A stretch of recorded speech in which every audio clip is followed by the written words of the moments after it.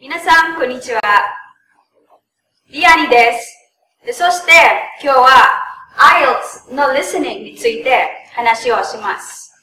So today, we're going to talk about what happens in the listening module of the Ielts, and we will also talk about some tips on how to get a good bandwidth in this module. So let's begin. 始めましょう。It is very important to know how long does this part of the Ielts take. これはどのぐらいにかかりますか? So it takes for 30 minutes, which is made up of 4 sections. 30 minutes plus 10 minutes to transfer your answers from a sheet of paper to another sheet of paper. Okay. Now, the listening part of the Ielts, or generally the Ielts, has 2 flows or stream. It has the general and the academic.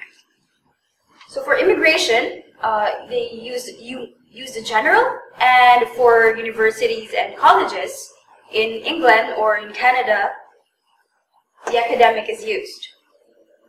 Okay.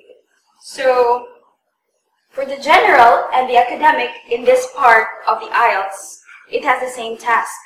So yeah, they are similar. The next thing that is very important reminder for you guys is that the audio is played only once. So you have to listen very carefully. Okay? I have mentioned here that there are 4 sections. So here it is, 4 sections, and each section has 10 questions, making it a total of 40 questions in all. Okay, so here are the 4 sections, sorry. Section 1, okay, there are 2 speakers. In section 1, what do these speakers talk about? So they will be talking about general conversation or a transaction. So this part tests you on survival English or basic English. Like for example, numbers, names, places, and etc. And in section number 2, there's only 1 speaker. So what is the speaker's topic all about? General discussion. So they're going to talk about, the speaker would be talking about any general topic. This is a little more difficult than section number 1. For section number 3, there are 2, 3, or even 4 speakers. Okay, so there are a lot of speakers. This is more challenging because there are more than 2 speakers. The challenge is that you're going to recognize how many individuals are in the conversation, and you're going to recognize each individual's voices and what are they talking about, what are they saying. And also, in this part, what are they going to talk about then? So it's a conversation in the academic situation. Okay, academic conversation. And also we have section number 4. In this case, we only have 1 speaker. It's either a professor, and he's going to talk about an academic discussion. Like for example, maybe the life of Albert Einstein, or the first man who landed the moon, or probably about the Wright brothers. So it's an academic discussion. So for section 1 and 2, okay, they will be talking about general topic, generally, so basic English. For section 3 and 4, academic, okay, academic English. So please take note of that. In addition, okay, another important thing for you to know is that in the listening, okay, this is more on British English. So you have to get used to listening to British English, not American English. So later on, we will give you some tips on how to go well and how to get a bandwidth in this listening part. So here are some useful tips for you to be able to do well in the listening part of the Ielts. So, okay, first of all, you can see this. Follow instructions carefully. Most students tend to be stressed out and be very nervous when starting to do the exam. So some may really forget the most important thing, which is to follow instructions carefully. So you have to put in mind, before you begin the exam, you have to read and listen to instructions carefully. So I've mentioned this, British English. In the IELTS listening, mainly you will be listening to British English. So you have to get used to the British English. Maybe some of you might be good already with American English and are familiar with American English. So you have to really find or invest time to practice British English. We have a lot of references in the internet you can check. Probably I could recommend to you BBC UK. You can practice your listening with British English. This might be very good help for you to be able to do well here in the listening module of IELTS. We are talking about British English. Of course, when you listen to British English and you read in British English, you use British vocabulary, words, tango, terms. There are words in British which is really different from American English. For example, okay, we have here lorry. And this is a British English, okay? They use lorry, while in American English, they use truck. Another example, in British English, they use lift. But in American English, they use elevator. So maybe you will be listening, or you might be hearing these vocabulary words when you listen to the audio. You might not be familiar with it, so might as well review on some of the British vocabulary terms. You can research. You have to invest time as well with this to really practice and research and check and in any resources or any references that you have. Another thing, spelling.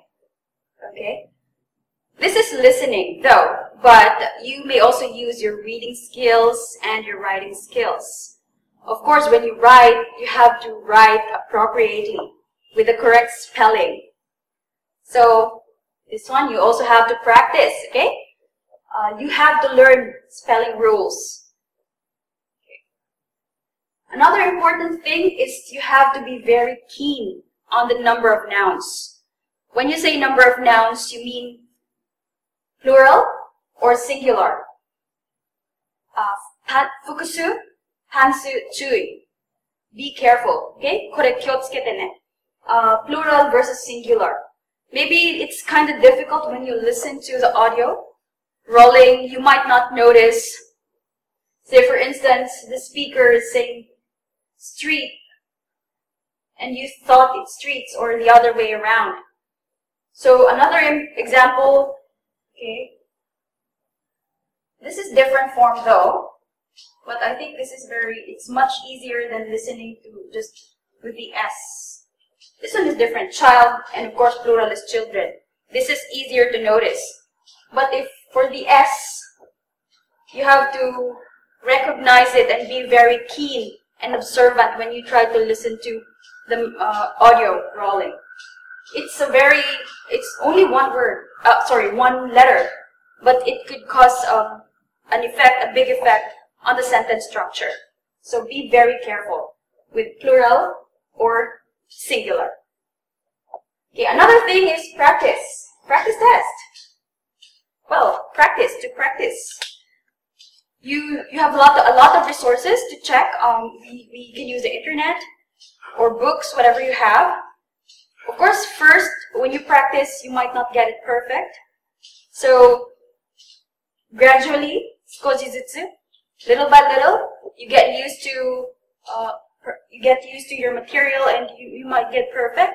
So, this is the best thing. When you practice, you'll be familiar with different ways and different activities. So it's easier for you to answer the exam when it's already rolling, and you listen to that. Okay, we have another thing, prediction. What is prediction? You predict, okay? I mentioned to you that there are 4 sections. Every section has 10 questions.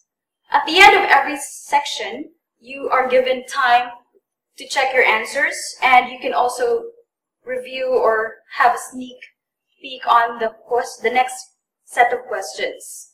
So if you have a chance, you really have to read in advance, even though not all, but a few, okay? And you try, for example, okay, this sentence, you check this. The girl is traveling with. Okay, this is a sample of a sentence that you checked, might be a sentence that is given on the next set. So it's very easy to predict what is here. Of course, you can't give the exact answer. But when you read, the girl is traveling with, so you will think, you predict, this should be a person, right? Or a group of people. So when the audio rolls, if you're lucky, then you get a good prediction. You've got a good answer, correct answer. But if not, then you have to, of course, you answered correctly. You change it.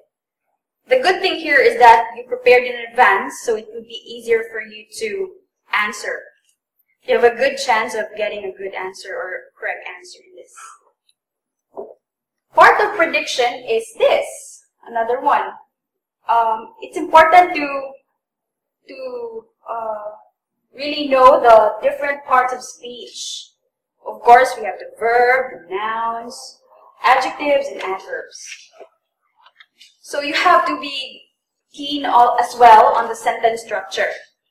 An example is the sentence here. She has a clean blank. Look at the sentence structure. She is your subject, and then has, this is your verb, and clean is an adjective. So what should come next? So you predict. So it should be a noun here. Okay? So it's also same as here. You can prepare. So you know it's a noun. So it's easier for you to get a good answer, good chance to get a good mark. Okay, another thing we have here is to listen and write at the same time. Well, many people say you can't serve 2 masters at a time. But yes, you can. You have to practice this. You also search and check for some resources. You can use BBC as well, BBC UK, or other references to practice. You listen and write at the same time. You have a lot of time to do this before the exam. So you have to really prepare. Listen and write at the same time. Okay, next is beware of changes, or be aware of changes. Sometimes in a conversation, somebody might be asking for example, a phone number. So, for instance, he say 1010, and then you took note of that. So these 4 digits are the last 4 digits of the phone number, for example. Okay, so you took note of this 1010, but in the later part of the conversation, he will say, "Oh, I'm sorry, I made a mistake. So that is 1012 instead." These are changes in the conversation, so you have to be very careful with this.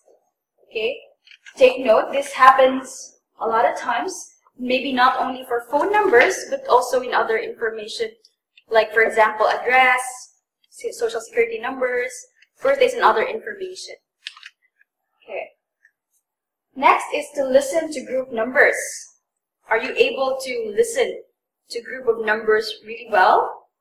Okay. For example, okay, same here, phone numbers, social security number, etc. There are many. For instance, they gave you a phone number. For example, 09113210, like this, in sequence. Are you able to hear that or listen to that very well? Aside from that, also money, okay, amount, like for example, 10,800 25. Okay? So, are you able to listen to that very clearly? Do you have any difficulties in numbers like money or even the sequence numbers? So be careful and study that as well. Practice. Okay, next is also in connection with number. Okay? For example, this, know the difference. 何が違いですか? 例えば、13と30の英語の違いは何ですか? What is the difference between when you listen to 13? Okay, for example, and 30. Okay. Why are these in big letters? This. So I want to explain this. For instance, 13 and 30. It's very easy to recognize. When you listen to 13, it's always the second syllable that is prolonged and emphasized. For example, 13, okay? For 30, it's the first syllable. 30, 13, 30, okay? Of course, 14, 40, 15, 50, 16, 60, 17, 18, 80, 19, 90. So take note of this. This is a very common mistake also sometimes, so you have to be very careful. Another thing, handwriting. Some of us may have good handwriting, some of us may have not that good. So it should be clear. Even if it's not really perfect, it should be clear. So you practice writing in a very neat way. Because if they check your handwriting and it's not clear, then you might lose some good points. So it's very important to practice your handwriting. Okay. Well, we have the last tip here. Double check on spelling for double. What does this mean? So, okay, for example, the word pillar. Okay. So somebody in the conversation, somebody might be asking someone by the phone, perhaps. So some people would spell it out as P-I-L-L-A-R. So double. That's 2 L's. So some people would say P-I-double-L-A-R. Okay, so this is an example. Another example would be, say for instance, Miller. Okay, M-I-L-L-E-R. Right? So in this case, double L. So some people would spell it out as M-I-L-L-E-R. But for double, they say M-I-double-L-E-R. So you have to be very careful and practice and be keen to that as well. Okay? So I hope that these tips would help you get a good bandwidth in the listening part or the listening module of the Ielts. So this part of the Ielts has the highest possibility of getting a good mark. So all you have to do is to practice. Okay? So everyone, I hope you had learned something and I'll see you next time. Arigatou gozaimashita. Mata ne!